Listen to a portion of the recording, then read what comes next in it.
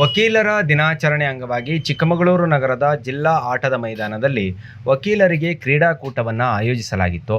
ಪ್ರಧಾನ ಜಿಲ್ಲಾ ಸತ್ರ ನ್ಯಾಯಾಧೀಶರಾದ ರಾಜೇಶ್ವರಿ ಎನ್ ಹೆಗಡೆ ಕ್ರೀಡಾಕೂಟಕ್ಕೆ ಚಾಲನೆ ನೀಡಿದರು.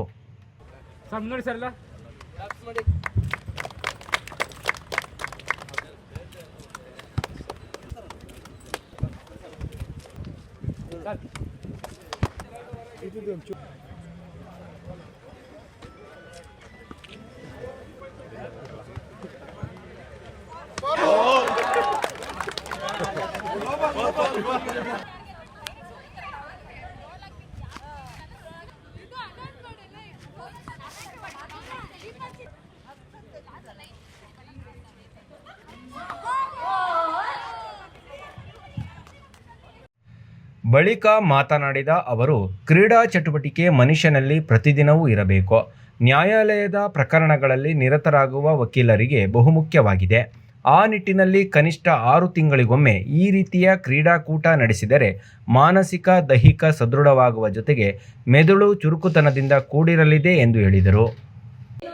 ಸಾಮರ್ಥ್ಯ ಏನಿದೆ ಅಂತ ನಾವೇ ಕಂಡ್ಕೋಬಹುದು.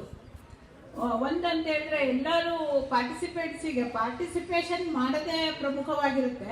ಅಂದರೆ ಭಾಗವಹಿಸುವಿಕೆ, ಎಲ್ಲರೂ ಎಲ್ಲ ಪಾರ್ಟಿಸಿಪೇಟ್ ಮಾಡಿದವರು ಎಲ್ಲರೂ ಗೆಲ್ಲಕ್ಕೆ ಸಾಧ್ಯ ಇಲ್ಲ.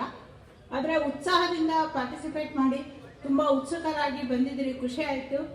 ನಾವು ಕೋರ್ಟಲ್ಲಿ ಕಾರ್ಯಕ್ರಮ ಇದ್ದರೆ 11 ಗಂಟೆಗೆ ಬರೋದು, ಇವತ್ತು ಎಲ್ಲರೂ ಬಹುಶಃ ಫೀಲ್ಡಲ್ಲಿ ಬೇಗ ಬಂದಿದ್ದೀರಿ.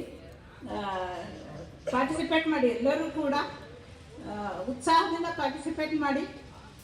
ಗೆಲ್ಲೋದು ಮಾತ್ರ ಮುಖ್ಯ ಅಲ್ಲ, ಪಾರ್ಟಿಸಿಪೇಷನ್ನು ಕೂಡ ಮುಖ್ಯ. ಹೆಲ್ತನ್ನು ಚೆನ್ನಾಗಿ ನೋಡ್ಕೊಳ್ಳಿ. ಈ ಥರ ಈವೆಂಟ್ಸ್ಗಳು ಆಗಾಗ್ಗೆ ಮಾಡ್ತಾಯಿದ್ವಿ, ವರ್ಷಕ್ಕೆ ಒಂದೇ ಸರಿ ಮಾಡಬೇಕಂತಿಲ್ಲ, ಯಾವ್ದಾದ್ರು ಒಂದು 6 ಮಂತ್ಸಿಗೆ ಆ ಥರ ಏನು ಮಾಡ್ತಾಯಿರಿ. ಮತ್ತು ಯಾರು ಸ್ಪಾನ್ಸರ್ಶಿಪ್ ಇರ್ತಾರಲ್ಲ, ಅಲ್ಲೆಲ್ಲ ಬೋಟ್ ಹಾಕಿದ್ದಾರೆ, ಸ್ಪಾನ್ಸರ್ಶಿಪ್ ಯಾರು ಮಾಡಿದ್ದೀವಿ ಅವರಿಗೂ ನಾನು ಧನ್ಯವಾದಗಳನ್ನ ಸಲ್ಲಿಸ್ತೀನಿ. ಯಾರ್ಯಾರು ಸ್ಪಾನ್ಸರ್ಶಿಪ್ ಇದ್ದವರಿಗೆ.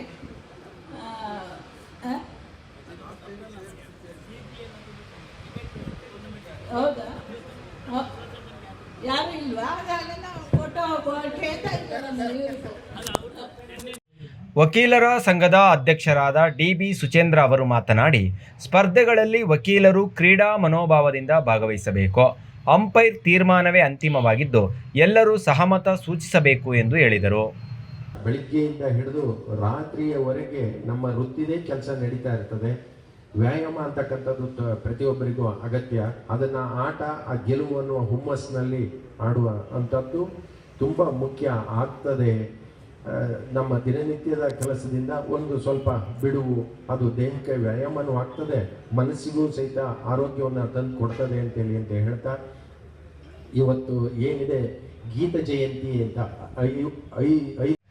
ಕಾರ್ಯಕ್ರಮದಲ್ಲಿ ವಕೀಲರ ಸಂಘದ ಕಾರ್ಯದರ್ಶಿ ಅನಿಲ್ ಕುಮಾರ್, ಖಜಾಂಚಿ ದೀಪಕ್, ಸಹ ಕಾರ್ಯದರ್ಶಿ ಪ್ರಿಯದರ್ಶಿನಿ, 1ನೇ ಜಿಲ್ಲಾ ಹೆಚ್ಚುವರಿ ನ್ಯಾಯಾಧೀಶರಾದ ಭಾನುಮತಿ, FTFC ನ್ಯಾಯಾಧೀಶರಾದ ರಾಘವೇಂದ್ರ ಕುಲಕರ್ಣಿ, ಪ್ರಧಾನ ಮತ್ತು ಹಿರಿಯ ಸಿವಿಲ್ ನ್ಯಾಯಾಧೀಶರಾದ ಸುಜಾತ, 1ನೇ ಹೆಚ್ಚುವರಿ ಸಿವಿಲ್ ಹಿರಿಯ ನ್ಯಾಯಾಧೀಶರಾದ ದ್ಯಾವಪ್ಪ, 2ನೇ ಹೆಚ್ಚುವರಿ ಸಿವಿಲ್ ನ್ಯಾಯಾಧೀಶರಾದ ಲತಾ, 1ನೇ ಹೆಚ್ಚುವರಿ ನ್ಯಾಯಾಧೀಶರಾದ ಶರತ್, ಕೌಟುಂಬಿಕ ನ್ಯಾಯಾಲಯದ ನ್ಯಾಯಾಧೀಶರಾದ ಪ್ರಕಾಶ್ ಮತ್ತು ವಕೀಲರು ಉಪಸ್ಥಿತರಿದ್ದರು.